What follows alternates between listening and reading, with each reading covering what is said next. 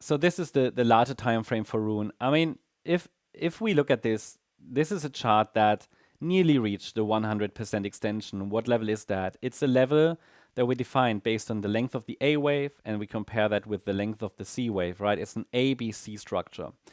The B wave bounce happened. That was actually quite promising, but it failed to hold a higher low. At the time, it really looked like a 5-wave move up. It was, but it was a failure, right? Again, in the end, it's all about probabilities, not guarantees. And in the end, it was probably, and that was really difficult to see anyway at that point. It was just an ABC structure where the B wave did overshoot to the downside, something that you can't really see live because this was a clear impulse. One of the better 5-wave movements in this cycle, but then it obviously broke down.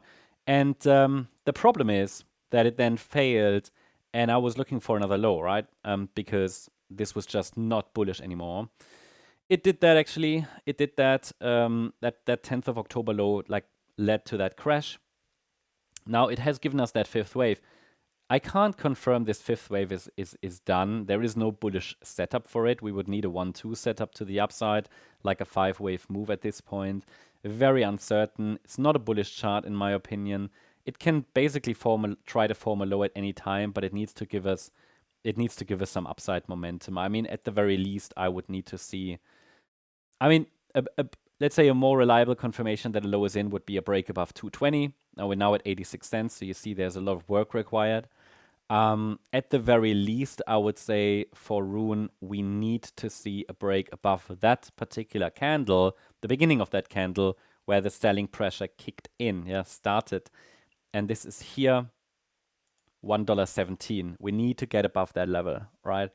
I haven't got any clear pattern from the lows. Surely we could say maybe this is a 1-2 setup as I have laid it out on several other coin charts, but honestly, the data is just unclear from that low. But I can, it might be a 1-2 setup. We'll see. It's what I track for many coins is this. Wave 1 up, wave 2 down.